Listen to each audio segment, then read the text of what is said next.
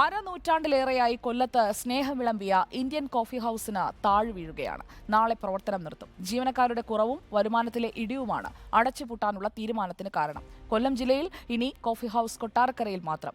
കഴിഞ്ഞ വർഷം ജൂണിൽ ഇതുപോലെ ഇന്ത്യൻ കോഫി ഹൌസ് അടച്ചുപൂട്ടാൻ തീരുമാനിച്ചിരുന്നു. തുടർന്ന് മുകേഷ് MLA അടക്കമുള്ളവർ ഇടപെട്ടാണ് പ്രവർത്തനം തുടർന്നു കൊണ്ടുപോയത്.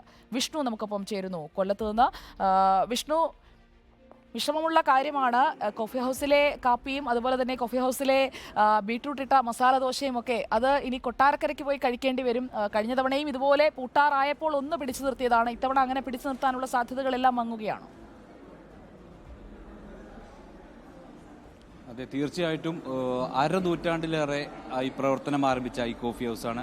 അപ്പോൾ നമുക്കറിയാം, ഒരു മഴയൊക്കെ വന്നു കഴിഞ്ഞാൽ തന്നെ ഒരു ചായ ഒരു മലയാളിയുടെ ഏതൊരാളുടെയും ഒരു വീക്ക്നെസ്സാണ്. അപ്പോൾ അത്തരത്തിലൊരു ചായ കുടിക്കാൻ മാത്രമല്ല, ഒരു സാംസ്കാരിക ചർച്ചയ്ക്ക് കൂടി ഒരിടം കോഫി ഹൗസുകൾ ഉണ്ടാകുന്നുണ്ട്. അത്തരത്തിലുള്ള ഒരു കോഫി ഹൗസ് തന്നെയാണ് കൊല്ലത്തുള്ളത്.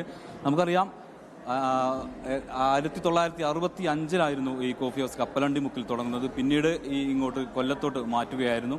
ഏതായാലും അതിനാണ് ഇപ്പോൾ നോട്ടീസ് വന്നിരിക്കുന്നത്. നാളത്തോടു കൂടി കോഫി ഹൗസിൻ്റെ ഒരു പ്രവർത്തനം നിലയ്ക്കും അതുപോലെ തന്നെ നിർത്താനുള്ള ഒരു നോട്ടീസ് ഇപ്പോൾ വന്നിട്ടുണ്ട്. നമുക്കറിയാം, അടച്ചുപൂട്ടാനുള്ള പ്രധാനമായ കാരണം ജീവനക്കാരുടെ കുറവും അതുപോലെ തന്നെ ഭക്ഷണത്തിലുള്ള കുറവുമൊക്കെയാണ് പ്രധാനമായും ചൂണ്ടിക്കാണിക്കുന്നത്.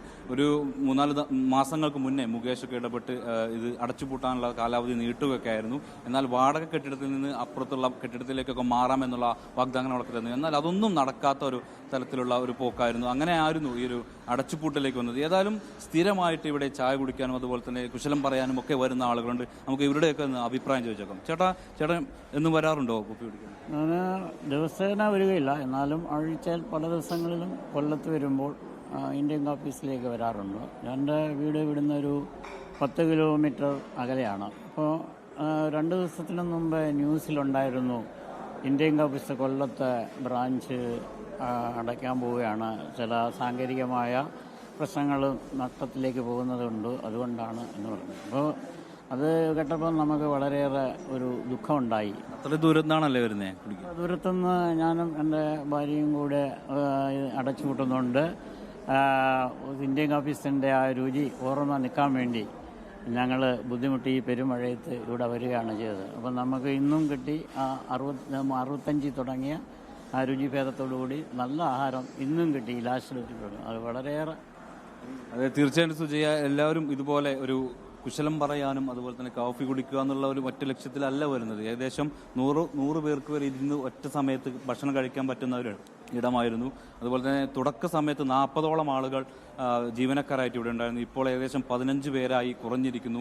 ഇതൊക്കെ തന്നെയാണ് പൂട്ടാനുള്ള കാരണം. ഏതായാലും വളരെ വിഷമം വരുന്ന ഒരു വാർത്ത തന്നെയാണ് കൊല്ലത്തുള്ള കോഫി ഹൗസ് അടച്ചുപൂടുന്നത്. അതുപോലെ തന്നെ ഇനിയിപ്പോൾ ഇവിടെയുള്ള ജീവനക്കാരെ ചെങ്ങന്നൂർ, തിരുവനന്തപുരം അതുപോലെ കൊട്ടാരക്കര എന്നുള്ള സ്ഥലങ്ങളിലേക്കൊക്കെ തന്നെ മാറ്റുവാനുള്ള ഒരു പദ്ധതി കൂടി ഇപ്പോൾ ഉണ്ട്. ഏതായാലും വളരെയധികം വിഷമം തരുന്ന ഒരു കാര്യം തന്നെയാണിത്. കൊല്ലത്തെ കോഫി ഹൗസ് അത് പൂട്ടുകയാണ്. അതിന്റെ വിവരങ്ങളാണ് വിഷ്ണു പങ്കുവച്ചത്. കൊല്ലത്തെ കോഫി ഹൗസ് ഓർമ്മകളൊക്കെ പ്രേക്ഷകർക്കും പങ്കുവയ്ക്കാൻ നിങ്ങളുടെ സന്ദേശങ്ങളൊക്കെ ഞാൻ വായിക്കുന്നുണ്ട്. കുറേ സന്ദേശങ്ങളൊക്കെ വരുന്നുണ്ട്. അതോടൊപ്പം തന്നെ ഈ കോഫി ഹൗസ് എന്ന് പറയുന്നത് നമുക്കൊരു ഓർമ്മയാണല്ലേ. എല്ലാ ഇടങ്ങളിലുമുള്ള കോഫി ഹൗസുമായി ബന്ധപ്പെട്ട എല്ലാവരുടെയും ജീവിതത്തിൽ എന്തെങ്കിലും ഒരു നിമിഷം ഉണ്ടാകാതിരിക്കില്ല. എനിക്ക് അങ്ങനെയുള്ള ഒരു കോഫി ഹൗസ് നിമിഷം എന്ന് പറയുന്നത് തിരുവനന്തപുരത്തെ കോഫി ഹൗസാണ്. അതെന്താ